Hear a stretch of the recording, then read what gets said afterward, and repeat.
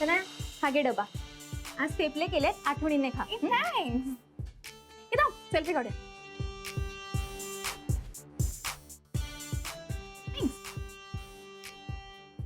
Parathas made धर धर धर parathas made by my friend Bhakti. हे काय? असंच मी आज हॅपी आहे म्हणून अपलोड करते. पण मग तू हे सारखी सेल्फी का काढत असतेस? तुला कंटाळा नाहीये? ते तुझ्या जनरेशनला नाही कळणार ग काकू, जाऊ दे. काय नाही कळणार मला. आणि एक मिनिट शनाया, हे सगळं करण्यात ना दिवस खूप वाया जातो. तुझ्या या लाईक्स ठरवणार आहेत का की तुझा दिवस आज कसा जाणार आहे, चांगला की वाईट? बेबी माझ्या पोस्टने ना लोकांचे दिवस चांगले जातात.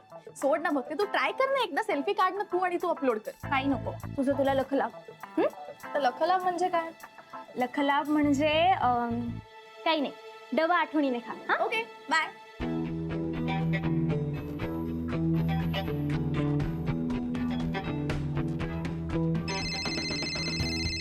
तुला फोन करते आता.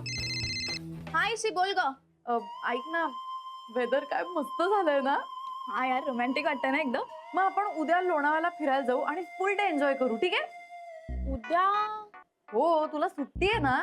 अरे हा, पण मी गॅरीला विचारते ना पहिले काय करायचं. तू गॅरी अंकलला रोज भेटतेस ना ग, माझ्या बरोबर चल ना यार. अगं हो, पण मला गॅरीशी एकदा बोलू तर दे. आणि रोमॅन्टिक वेदर मी गॅरी सोबत स्पेंड करेन ना रादर.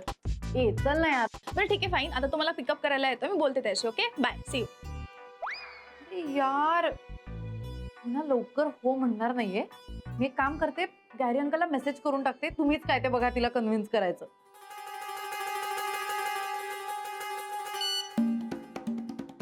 ईशाचा मेसेज. अरे यार, मला वाटलंच होतं ईशा नाही ऐकणार नाही. आता मलाच काहीतरी करावं लागेल. हाय हाय. कशीस बच्चा? मस्त. ये बस बस बस.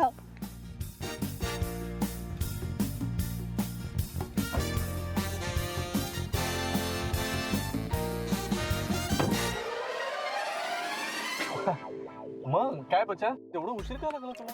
अरे हो, ईशाचा फोन आला होता, तिच्याशी बोलत बसले, सो सॉरी. नाही नाही, इट्स ओके. मग आज काय प्लॅन? आज ऍक्च्युली आज नाही, उद्याचा प्लॅन आहे. मला ईशा विचारत होती फिरायला चलते का, पण मला तिच्यासोबत नाही जायचं. आपण जाऊ ना कुठेतरी मस्त लॉंग ड्राईव्हला जाऊन येतं, आउटिंगला जाऊ प्लीज प्लीज. उद्या? हा. अगं नाही, उद्या शक्य नाहीये का? का? सुट्टी आहे ना, चल ना प्लीज. नाही सुट्टी आहे, पण ते आई बाबा आहेत ना इथे, त्यामुळे ऍटलिस्ट ते इथे असेपर्यंत तरी शक्य नाहीये. आणि त्यात उद्या आई बरोबर मला जरा कामं पण आहेत ग.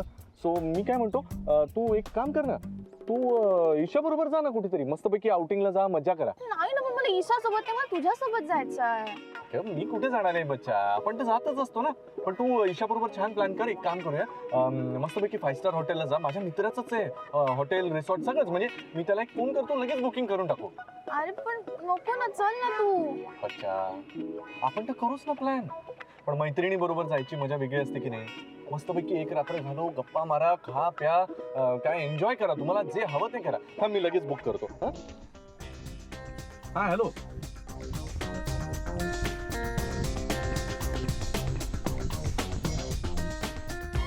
हा, सो मिस शनाया सबनीस नावानं बुकिंग करा. Okay, great great. Thank you Anup. काय म्हणताय बाकी? हा राईट, थँक्स थँक्स थँक्यू. चला, झालं, प्रॉब्लेम सुटला. कसला प्रॉब्लेम?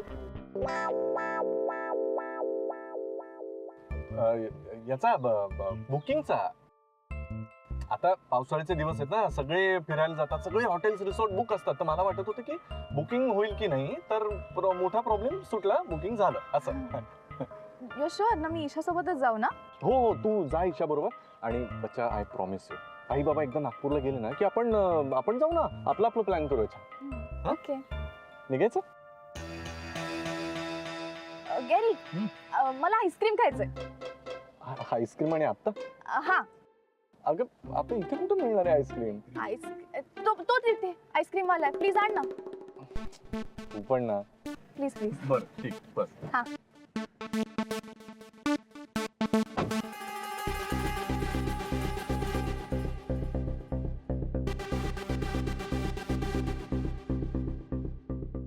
गॅरीने ईशाला फोन केला होता, म्हणजे माझा डाऊट बरोबर आहे. Something is very wrong. कॅरीचं नक्कीच काहीतरी वेगळंच चाललंय, मला कळत नाहीये. कॅरी आणि ईशाचं बोलणं झालं आणि ईशाने पण माझ्यापासून ते लपवून ठेवलं. कॅरी माझ्यासोबत चीट तर करत नाहीये ना? सुपाऱ्या किती लागतील गुरुजी? सुपाऱ्या ऐ एवढ्या लागतात का? सगळे देव खाली उतरवतात का? बर बर बर. विड्याची पानं ती तेवढीच लागतील का डबल? हा लिहिते लिहिते. अगं उद्याचा बेत काय करायचा? आणि जी सगळंच करायचंय ना, वरण भात भाजी पोळी 2 भाज्या, त्याच्यानंतर आमटी, पातळ भाजी, आणि हा नैवेद्याची खीर पण करायला लागेल. हो, नैवेद्याची खीर. आणि नानीजी आळूच्या वड्या करूया का? हा नानाजींना खूपच आवडतात आणि बाबांना पण. हो, करूया ना. चला बाई राधिका, नानीजी यादी तयार झाली. गुरुजी सकाळी 9 वाजता येतात म्हणे आणि त्यावेळेला नैवेद्य आणि प्रसाद तयार ठेवा म्हणे. हो हो, प्रसाद तर मी करीन. बाकीचा स्वयंपाक तू बघ. हा हो, तशी काही यादी वगैरे तयार करून ठेवायची गरज नव्हती, पण का असते ना, आई त्या वेळेला काही अडलं नाही पाहिजे बा, है ना? हो, बरोबर आहे. उगाच घाई गडबड नको शेवटच्या क्षणाला. हो ना. नाही, बरं झालं फोन केलात ते. नानीजी एवढा प्रसाद करायचा जमेल का हो? खूप लोक येतील ना. अहो, 1.25 किलोचा पुष्कळ झाला. कुठे एवढी माणसं येणार आहेत? बाई आमच्या नागपुरात तर गावच येते. हो ना. आजूबाजूच्या गावातली पण थोडी थोडी माणसं येतात बरं का. इथे आमंत्रण काही लागत नाही. बस एकाच्या कानावर आलं ना की इथं सत्यनारायणाची पूजा आहे बा, झालं. मग का विचारता? आया बाया बाप लेक झाले, आपली मेंढर घेऊन चालली दर्शनाला देवाच्या. अहो, आमच्याकडे कोकणात पण असंच होतं.